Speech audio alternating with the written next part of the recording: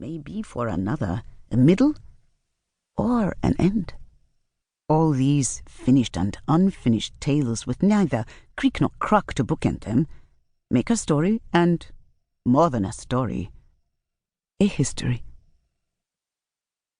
Palma took up the teapot, poured for herself, and offered with a gesture to refresh his half-full cooling cup.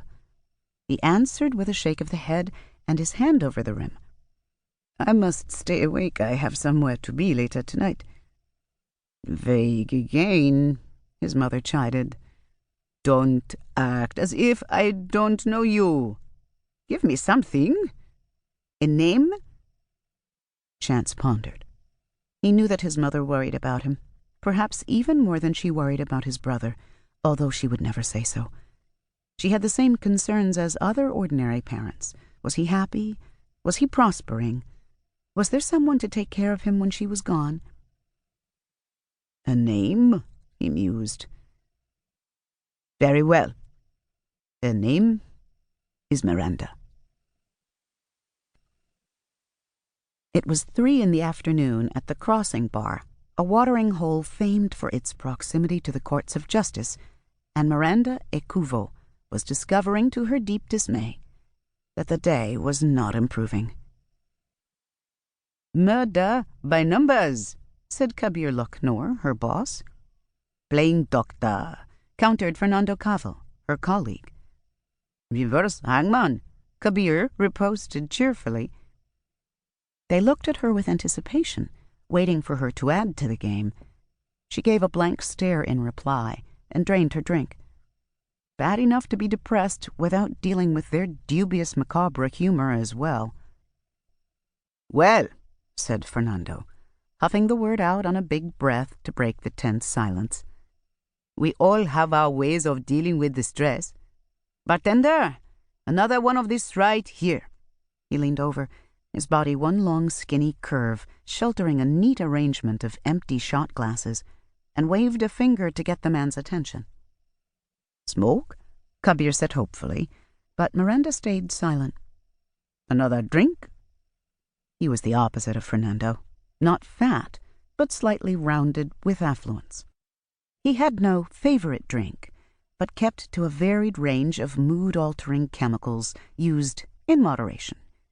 He was the consummate professional. In time, Fernando would match up to him. "No," she said at last. "I should go." 400 meters of twisting alleys and uneven cobblestones led from the courts of justice to that convenient drinking stop. 840 of straight avenue, broad sidewalks, and level flagstones went from there to Lucknoor and Associates. It was an easy route for most. City professionals of a certain age learned how to be drunk at 4 p.m. and not look it. Miranda still lacked that skill, so she kept her head down and her steps brisk, hoping that would carry her the distance without mishap. She got safely to the main door of Lucknoor and Associates, safely inside, and safely, if not steadily, up the curving stairs. Her steps slowed, but she kept her face stern and made it past the receptionist with only a nod. Once inside her office, she stumbled slightly while trying to reach for her chair, but managed to sit with dignified grace. She took off her shoes, put her feet on her desk, and drank 2 cups of sweet lemongrass tea from her flask. Near her heels, near enough for her to kick it if she merely straightened a knee, her briefcase lay where she had thrown it. She looked at it with increasing disgust as sobriety slowly returned.